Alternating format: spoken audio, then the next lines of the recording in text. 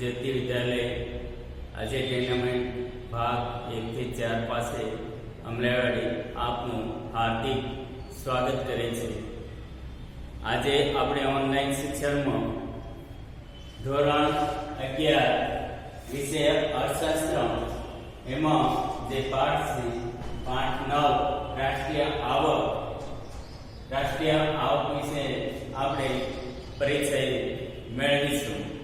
અહીંયા સૌપ્રથમ આપણે જે પ્રસ્તાવના વિશે જોઈ કે રાષ્ટ્રીય આવક એટલે શું, બરાબર, અને ત્યાર પછી આપણે રાષ્ટ્રીય આવકનો અર્થ અને જુદા જે અર્થશાસ્ત્રીઓ હોય જે જુદી જુદી વ્યાખ્યાઓ આપી છે તે વ્યાખ્યાઓ વિશે જોઈશું।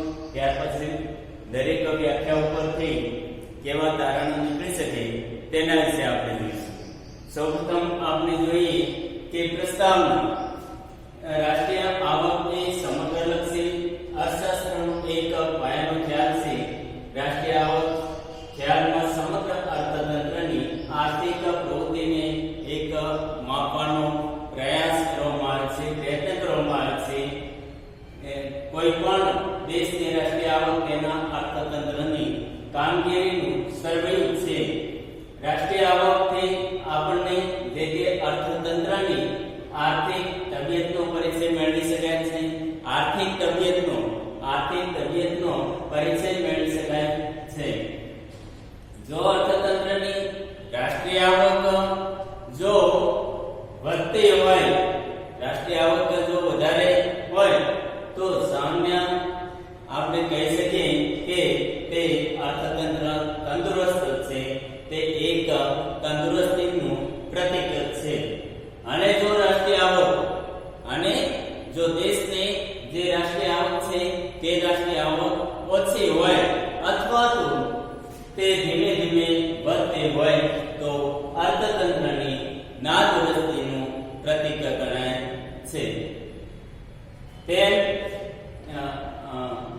જે નાદુરસ્તીનું પ્રતીક કહેવાય છે, ટૂંકમાં કોઈ પણ દેશની આર્થિક સમૃદ્ધિનું માપદંડ તરીકે રાષ્ટ્રીય આવકનો ઉપયોગ થાય છે।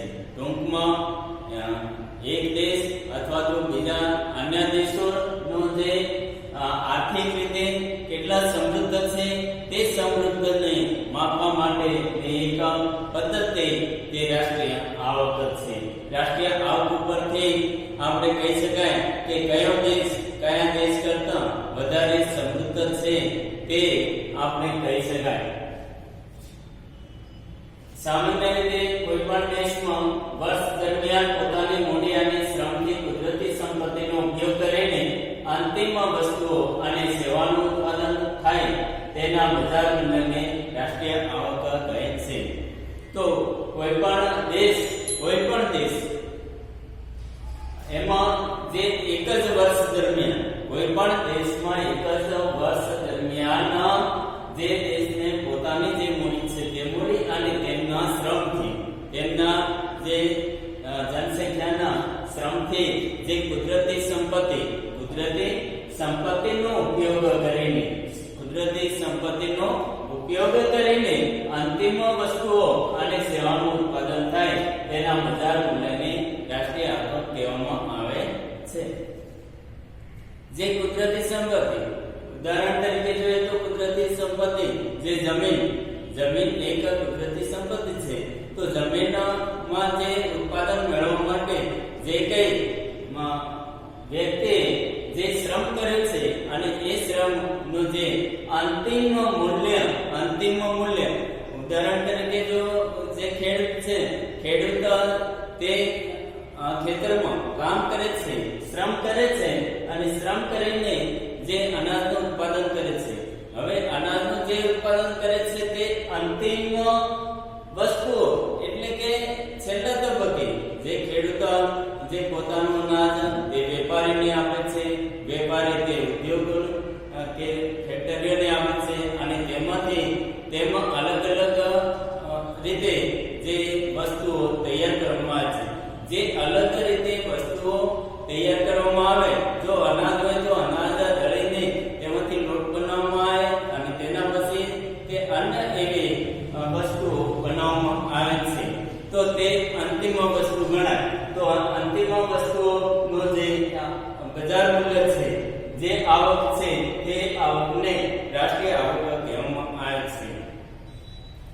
રાષ્ટ્રીય આવકના જીએનપી, એનએનપી, જીડીપી, એનડીપી જેવા મહત્વના ખ્યાલો છે તે બે દેશોની સરખામણી માટે પણ તેનો ઉપયોગ થાય છે.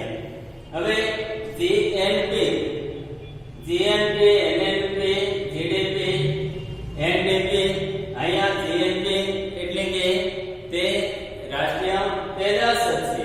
રાષ્ટ્રીય પેદાશ છે. એનએનપી તે શુદ્ધ પેદાશ છે અને જીડીપી તે આંતરિક પેદાશ છે અને એનડીપી એ શુદ્ધ આંતરિક પેદાશ છે. શુદ્ધ આંતરિક પેદાશ છે. તો એ શુદ્ધ આંતરિક પેદાશ જેવા મહત્વના ખ્યાલો છે તે બે દેશોની સરખામણી માટે પણ તેનો ઉપયોગ કરી શકાય છે. આ ઉપરાંત રાષ્ટ્રીય આવક ખરેખર શું છે? આ ઉપરાંત રાષ્ટ્રીય આવક ખરેખર શું છે તે કેવી રીતે માપી શકાય છે?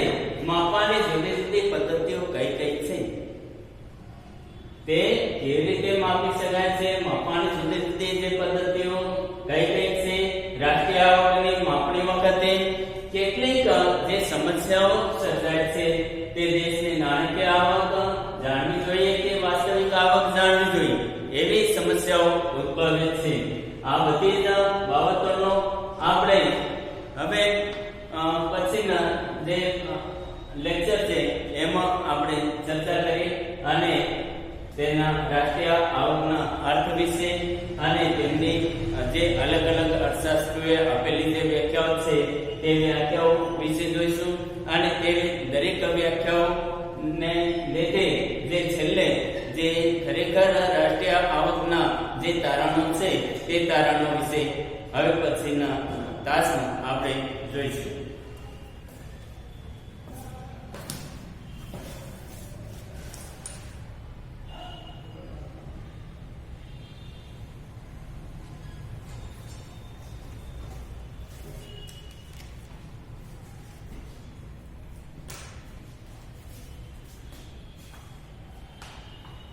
હવે આપણે રાષ્ટ્રીય આવકનો અર્થ સામાન્ય અર્થ